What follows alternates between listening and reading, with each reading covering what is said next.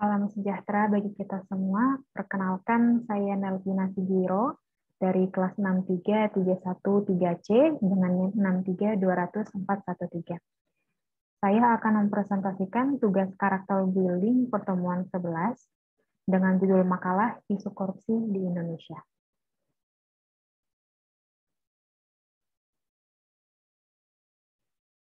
Kemajuan suatu negara sangat ditentukan oleh kemampuan dan keberhasilannya dalam melaksanakan pembangunan. Pembangunan sebagai suatu proses perubahan yang direncanakan mencakup semua aspek kehidupan masyarakat. Efektivitas dalam keberhasilan pembangunan terutama ditentukan oleh dua faktor, yaitu sumber daya manusia dan pembiayaan. Di antara dua faktor tersebut, yang paling dominan adalah faktor manusianya. Indonesia merupakan salah satu negara terkaya di Asia dilihat dari keanekaragaman kekayaan sumber daya alamnya. Tetapi ironisnya, negara cinta ini dibandingkan dengan negara lain di kawasan Asia bukanlah merupakan sebuah negara yang kaya, malahan termasuk negara yang miskin. Mengapa demikian? Salah satu penyebabnya adalah rendahnya kualitas sumber daya manusianya.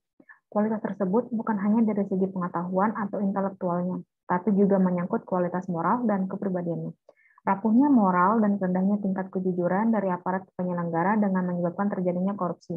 Korupsi Indonesia dewasa ini sudah merupakan patologi sosial atau penyakit sosial yang sangat berbahaya yang mengancam semua aspek kehidupan bermasyarakat, berbangsa, dan bernegara. Korupsi telah mengakibatkan kerugian material keuangan negara yang sangat besar. Namun, yang lebih memperhatikan lagi adalah terjadinya perampasan dan pengurasan keuangan negara yang dilakukan secara kolektif oleh kalangan anggota legislatif dengan dalih studi banding, THR, uang pesangon, dan lain sebagainya di luar batas kewajaran.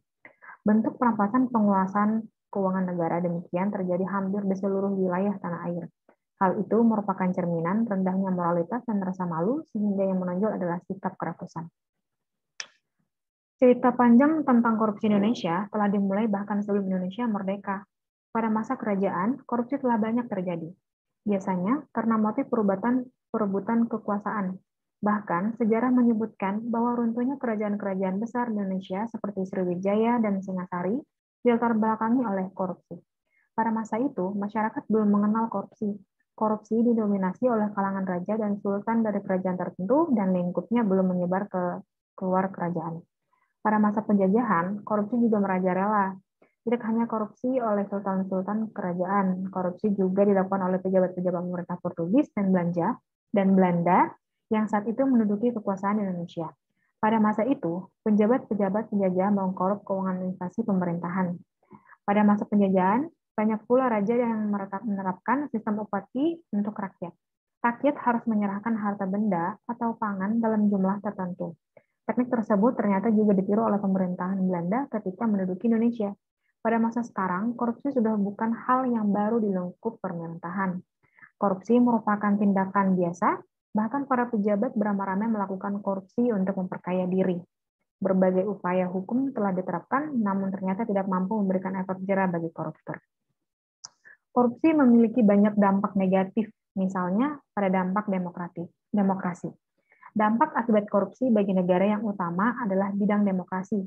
Pada saat pesta demokrasi atau pemilihan umum berlangsung, pasti pernah mengetahui yang disebut serangan fajar. Sejumlah calon tertentu memberikan imbalan uang bagi siapa saja yang memilihnya saat pemilu sehingga ia terpilih menduduki jabatan tertentu. Pemberian imbalan uang tersebut sifatnya adalah sogokan. Apapun bentuk sogokan yang diberikan termasuk tersebut adalah salah satu bentuk korupsi. Sayangnya, masyarakat Indonesia kebanyakan tidak cukup cerdas untuk memikirkan dampak jangka panjang jika mereka menerima sogokan tersebut. Yang kedua adalah di bidang ekonomi. Maju tidaknya suatu negara bisa diukur dengan tingkat ekonomi negara tersebut. Dengan penelitian juga telah membuktikan makin maju suatu negara biasanya diikuti dengan makin rendahnya tingkat korupsi negara tersebut. Korupsi memang biasa terjadi di negara-negara berkembang. Maka tidak heran pula jika negara-negara berkembang memiliki perekonomian yang tidak stabil dan relatif tidak stabil. Bahkan pada beberapa kasus, sering ditemukan perusahaan-perusahaan yang memiliki koneksi dengan pejabat mampu bertahan dan dilindungi dari segala macam persaingan. Akibatnya, perusahaan-perusahaan yang tidak efisien bertahan dan justru merugikan perekonomian negara. Kemudian di bidang kesehatan dan keselamatan manusia. Anda mungkin masih mengingat robohnya jembatan Kutai Kertanegara. Masih ada kasus-kasus lain mengenai kerusakan fasilitas tersebut, publik, yang juga menimbulkan korban jiwa. Selain itu, ada pula pekerja-pekerja fasilitas publik yang mengalami kecelakaan kerja. Ironisnya, kejadian tersebut diakibatkan oleh korupsi. Bukan rahasia jika dana untuk membangun infrastruktur publik merupakan dana yang sangat besar jika dilihat dalam catatan.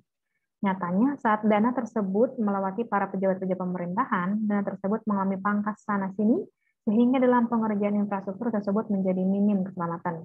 Hal tersebut terjadi karena tingginya risiko yang timbul ketika korupsi tersebut memangkas dana menjadi sangat minim pada akhirnya.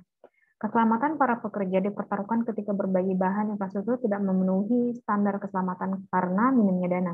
Seperti yang diberitakan kemarin mengenai korupsi bansos yang keseluruhannya tidak sampai ke masyarakat. Kemudian di bidang kesejahteraan umum. Dampak korupsi dalam bidang ekonomi lainnya adalah tidak adanya kesejahteraan umum. Anda pasti sering memperhatikan tayangan televisi tentang pembuatan peraturan-peraturan baru oleh pemerintah. Dan tidak jarang pula, ketika dicermati, peraturan-peraturan tersebut ternyata justru lebih memihak pada perusahaan-perusahaan besar yang mampu memberikan keuntungan untuk para pejabat. Akibatnya, perusahaan-perusahaan kecil dan juga industri menengah tidak mampu bertahan dan membuat kesejahteraan masyarakat umum terganggu. Tingkat pengangguran makin tinggi, diikuti dengan tingkat kemiskinan yang juga semakin tinggi. Dan juga pada pengikisan budaya. Dampak ini bisa terjadi pada pelaku korupsi juga pada masyarakat umum. Bagi pelaku korupsi, ia akan dikuasai oleh rasa tak pernah cukup. Ia akan terus-menerus melakukan upaya untuk menguntungkan diri sendiri, sehingga lambat laun ia akan menuhankan materi. Bagi masyarakat umum, tingkatnya tingkat korupsi, lemahnya penegakan hukum, akan membuat masyarakat meninggalkan budaya kejujuran dengan sendirinya. Pengaruh dari luar akan membentuk kepribadian yang tamak, hanya peduli pada materi, dan tidak akan takut pada hukum. Dan terakhir, terjadinya krisis kepercayaan. Dampak korupsi bagi negara yang paling penting adalah tidak adanya kepercayaan terhadap lembaga pemerintah. Sebagai pengamat, masyarakat Indonesia saat ini sudah semakin cerdas untuk menilai sebuah kasus. Berdasarkan pengamatan, saat ini masyarakat Indonesia tidak pernah merasa puas dengan tindakan hukum kepada para koruptor. Banyak koruptor yang menyelewengkan materi dengan jumlah yang tidak sedikit, namun hanya memperoleh hukuman tidak seberapa. Akibatnya, rakyat tidak lagi percaya dengan proses hukum yang berlaku. Tidak jarang pula, masyarakat lebih senang main hakim sendiri untuk menyelesaikan sebuah kasus. Hal tersebut sebenarnya merupakan salah satu tanda bahwa masyarakat Indonesia sudah tidak percaya dengan jalannya hukum, terutama dengan berbagai tindakan yang diambil oleh pemerintah dan menangani kasus korupsi. Faktor-faktor terjadinya korupsi, faktor penyebab korupsi dibagi menjadi dua, yaitu faktor internal dan faktor eksternal. Yang masing-masing faktor tersebut memiliki beberapa poin. Pada faktor internal, faktor tujuan adalah sifat rakus atau tamak yang dimiliki manusia, gaya hidup yang konsumtif, moral yang kurang kuat, dan juga faktor eksternal di bidang politik, hukum, dan ekonomi. Kesimpulannya adalah, korupsi adalah suatu tindak perdana yang memperkaya diri yang secara langsung merugikan negara atau perekonomian negara. Jadi, unsur dalam perbuatan korupsi meliputi dua aspek. Aspek yang memperkaya diri dengan menggunakan kedudukannya, dan aspek penggunaan uang negara untuk kepentingannya. Adapun penyebabnya antara lain ketiadaan dan kelemahan pemimpin, kelemahan pengajaran dan etika, kolonialisme, penjajahan rendahnya pendidikan, kemiskinan, tidak adanya hukuman yang keras, kelangkaan lingkungan yang subur untuk perilaku korupsi, rendahnya sumber daya manusia, serta struktur ekonomi. Korupsi dapat diklasifikasikan menjadi 3 jenis, yaitu bentuk, sifat, dan tujuan. Dampak korupsi dapat terjadi di berbagai bidang, diantaranya bidang demokrasi, ekonomi, dan kesejahteraan negara. Sikap untuk menghindari korupsi seharusnya ditanamkan sejak dini, dan pencegahan korupsi dapat dimulai dari hal yang kecil. Sekian presentasi dari saya. Jika ada kesalahan atau kekurangan, agar mohon dapat dimaafkan. Sekian dan terima kasih.